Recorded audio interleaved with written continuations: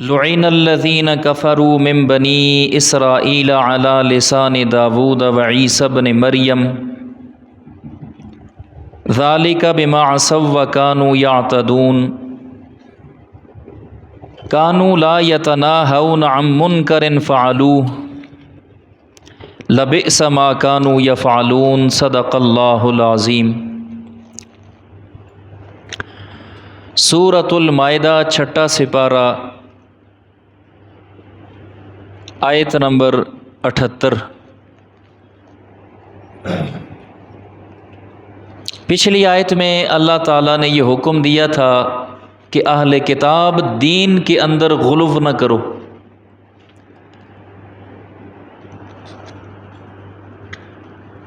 غلو کا مطلب یہ ہوتا ہے کہ جو دین ہے اس کو اپنی اصلی حالت پر رکھو،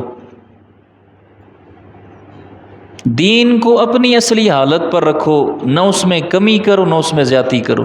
یا اہل الکتاب لا تغلو فی دینکم۔ عیسیٰ علیہ السلام اللہ کے بندے اور اللہ کے نبی ہیں، انہوں نے غلو کر کے ایک گروہ نے اللہ کا بیٹا قرار دے دیا، ایک گروہ نے بعینہ ہی اللہ قرار دے دیا، ایک گروہ نے بعینہ ہی یعنی کہ تین ملا کر خدا بنا دیے کہ عیسیٰ مریم اور خدا مل کے تین بنتے ہیں۔ اور دوسرا طبقہ جو یہود تھے وہ اٹھے تو انہوں نے کہا کہ عیسیٰ سرے سے نبی ہی نہیں ہے۔ یہ ہے غلو۔ ہمیشہ یاد رکھیں کہ سنت کی تعریف ہی یہی ہے کہ جو کسی زمانے میں بدلا نہ ہو۔ دین یا سنت کی پہچان یہ ہے کہ جب سے وہ چلا ہے تسلسل کے ساتھ وہ تبدیل نہیں ہی ہوا۔ بدعت یہ ہوتی ہے کہ ایک سال ایک صورت ہوتی ہے، دوسرے سال اس میں ترقی ہو جاتی ہے، تیسرے سال پھر اور، چوتھے سال اور، پانچویں سال اور۔ یہ بڑی عجیب پہچان ہے سنت اور بدعت کی کہ دین وہی ہوگا، سنت وہی ہوگی جو رسول اللہ سے چلی اور پھر تواتر کے ساتھ ہر صدی میں، ہر زمانے میں، ہر سال میں اس میں کوئی تبدیلی نہ آئے۔ اور بدعت یہ ہے کہ ابھی نکالی، اگلے سال اس میں تھوڑی سی تبدیلی لائی، اس سے اگلے سال اور تبدیلی لائی، اس سے اگلے سال اور تبدیلی لائی۔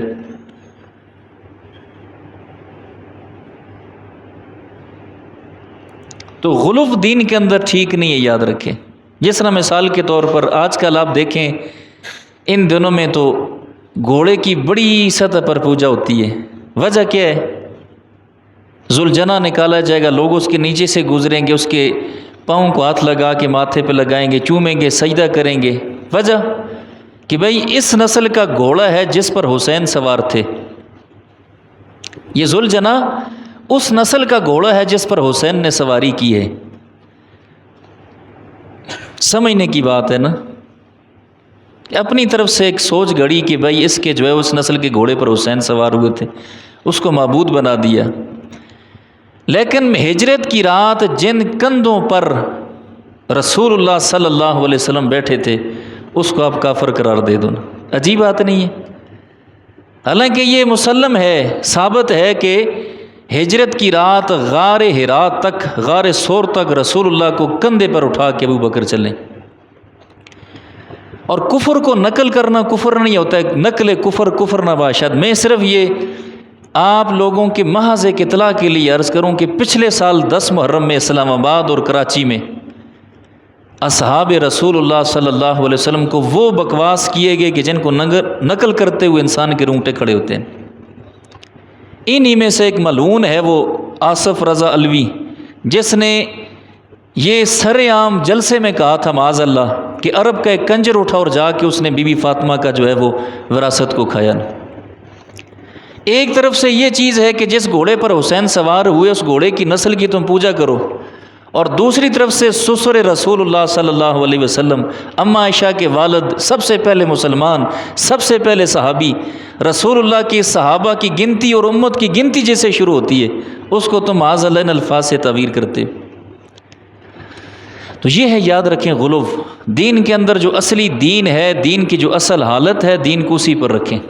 دین کی علامت یہ ہے کہ وہ کسی زمانے میں بدلے گا نہیں، اور بدعت اور گمراہی کی علامت یہ ہے کہ وہ ہر زمانے میں کیا ہوتی رہے گی؟ تبدیل ہوتی رہے گی۔ اب اس میں دیکھ لیں رسول پاک صلی اللہ علیہ وسلم کا جو میلاد شروع ہوا، اس میں پہلے کس ترتیب کے ساتھ شروع ہوا، ذرا آپ تاریخ اٹھا کر دیکھیں کس عنوان کے ساتھ شروع ہوا، آہستہ آہستہ آہستہ آہستہ اب کس عنوان تک جا پہنچا کہ اب مقابلے ہوتے ہیں جی 60 من کا کیک فیصل آباد میں کاٹا رسول اللہ کی برتھ ڈے کے موقع پر، 60 من کا کیک کاٹا جی۔ اور پچھلے 2 سال پہلے آپ نے بھی دیکھا ہوگا، میڈیا کا دور ہے، ایک عورت کو جو ہے حور بنا کر انہوں نے اسٹیج پر اٹھا کر راولپنڈی میں، دور کی بات بھی نہیں ہے، تو میلاد رسول اللہ صلی اللہ علیہ وسلم پر اتنے خرافات شروع کیے کہ عورت کہیں سے اس کو 60-70 ہزار روپیہ دے کر حور بنا کر سارا دن جلوس میں پھیرتے رہے، کیک کاٹ کے تالیاں بجائی جاتی ہیں، ہیپی برتھ ڈے یا رسول اللہ، یہ ہے دین۔ اور اس میں دیکھیں 10 محرم میں آپ دیکھ لیں کہ جنازے مصنوعی بنائے جاتے ہیں، وہ بت بنائے جاتے ہیں، حسین کا بت بنایا جاتا ہے، یہ اس سے بڑھ کر بھی حسین کی کوئی توہین ہو سکتی ہے؟ ایسے مصنوعی سر بنا کر وہ نیزوں پہ چڑھا کر جو ہے وہ جلوسوں میں نکالے جاتے ہیں۔ تو یہاں بڑے واضح کہا تھا کہ دین کے اندر غلو نہ کرو، دین جو اصل ہے یاد رکھے، دین کو اسی پر رکھے۔ 10 محرم کے دن پچھلے جمعے کو بھی میں نے تفصیل سے کہا کہ جو شریعت اسلامیہ کو حکم ہے وہ ہے روزہ، اللہ کے نبی نے روزہ رکھا ہے، صحابہ نے روزہ رکھا، اس کے بعد تواتر کے ساتھ ہے، رسول اللہ کا دور ہے، صحابہ کا دور ہے، تابعین کا دور ہے، تبع تابعین کا دور ہے، فقہاء کا دور، محدثین کا دور، مفسرین کا دور ہے۔ اور اس دور میں روافض کے دیکھا دیکھی ہم نے جو ہے نا وہ سبیلیں لگانی شروع کر دیں، اور اس پر علماء کا یہ فیصلہ ہے، اہل حق کا، یاد رکھیں کہ یہ کام کرنا اور کھانا کھلانا دونوں جو ہے یہ حرام ہے، چاول پکا کے عمل بھی حرام ہے، ان کا کھانا بھی حرام ہے، یاد رکھیں۔ اصل جو شرعی حکم ہے وہ ہے یہ آپ روزہ رکھیں 10 محرم کو، اور ہم جو ہے وہ روح افزا کا جگ بنا کر بیر چوک میں کھڑے ہیں، جی حسین پیاسے تھے تو ہم ادھر یاد لوگوں کو پانی پلا رہے ہیں، سبیلیں لگائی ہوئی ہیں، یہ دین کا مذاق ہے اور یہ خود بنائے ہوئے طریقے ہیں، یاد رکھیں۔ تو آج کی آیت میں اللہ فرماتے ہیں کہ بنی اسرائیل پر لعنت کی گئی داؤد علیہ السلام کی زبان سے بھی اور عیسیٰ علیہ السلام کی زبان سے بھی، لعن الذین کفروا من بنی اسرائیل علی لسان داؤد۔ داؤد علیہ السلام کی زبانی ان لوگوں پر لعنت کی گئی تھی جن کو ہفتے کے دن مچھلیاں پکڑنے سے روکا تھا کہ بھئی ہفتے کے دن آپ نے مچھلیوں کا شکار نہیں کرنا۔ یہودیوں میں ہفتے کا دن، عیسائیوں میں اتوار کا دن، اور مسلمانوں کے لیے جمعے کا دن اللہ نے مقرر کیے۔ یا ایھا الذین آمنوا اذا نودی للصلاۃ من یوم الجمعۃ فاسعوا الی ذکر اللہ وذروا البیع، ایمان والو جب جمعے کے لیے اذان دی جائے دوڑو، فاسعوا الی ذکر اللہ، اللہ کی یاد کی طرف دوڑو، وذروا البیع، کاروبار کو چھوڑ دو۔ ان کو کہا تھا مچھلیاں نہ پکڑو، ہمیں کیا کہا کاروبار کو چھوڑ دو۔ اور اس میں آپ دیکھیں مفسرین نے، فقہاء نے لکھا ہے کہ جمعے کی پہلی اذان پر کاروبار چھوڑنا چاہیے، دوسری اذان نہیں، پہلی اذان۔ اور اس میں جمعے کے فضائل میں بھی آپ دیکھیں، جمعے کے فضائل میں کہ جو شخص سب سے پہلے آتا ہے اس کا کتنا اجر ہے، اونٹ جتنی قربانی کرنے کا، صدقہ کرنے کا ثواب ہے۔ پھر درجہ بدرجہ درجہ بدرجہ، تو جس وقت امام کہا حدیث میں آتا ہے خطبہ شروع کر دے تو یہ اجر لکھنے والے ملائکہ صحیفے وہ کاغذ لپیٹ کر چلے جاتے ہیں، اس کے بعد آنے والے کی نماز تو ادا ہو گئی لیکن وہ فضیلت جو جمعے کی وہ حاصل نہیں کر پاتا۔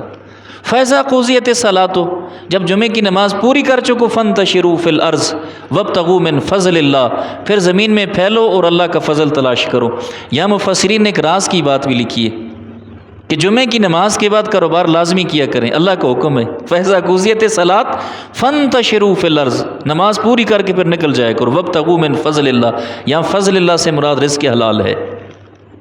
تو جمعے کے دن نماز کے بعد جو کاروبار ہے اس کو کیا کریں، اس میں اللہ نے حکم دیا تو یہ بڑا ببرکت ہوتا ہے۔ ان کو مچھلیوں سے منع کیا، ہفتے کے دن یہ باز نہ آئے تو داؤد علیہ السلام نے کہا تھا اللہم ملعنہم، اللہ ان پر لعنت فرما دے۔ پھر ان میں کیا ہوئے؟ قردۃ خاسئین، بندر بنا دیے گئے ذلیل۔ عیسیٰ علیہ السلام کی زبانی کن لوگوں پر جو ہے وہ لعنت کی گئی؟ وہ لوگ جو مائدہ اسی صورت میں آئے گا، جنہوں نے عیسیٰ علیہ السلام سے مطالبہ کیا تھا نا، مائدہ کہتے ہیں دسترخوان کو، انہوں نے کہا تھا عیسیٰ علیہ السلام سے کہ اللہ ہم پر ایک دسترخوان نازل کرے جس پر مختلف قسم کے کھانے ہوں، انواع۔ ان پر دسترخوان نازل کیا گیا جس میں ہر طرح کے کھانے تھے، انہوں نے کھا کے ناشکری کا نہیں مانتے۔ عیسیٰ علیہ السلام نے پھر کہا تھا اللہم لعنہم کما لعنت اصحاب السبت، اللہ ان پر بھی ایسے لعنت فرما جیسے ہفتے والوں پر تو نے لعنت فرمائی۔ تو پھر یہ جو تھے یہ سارے کے سارے خنزیر بنے تھے،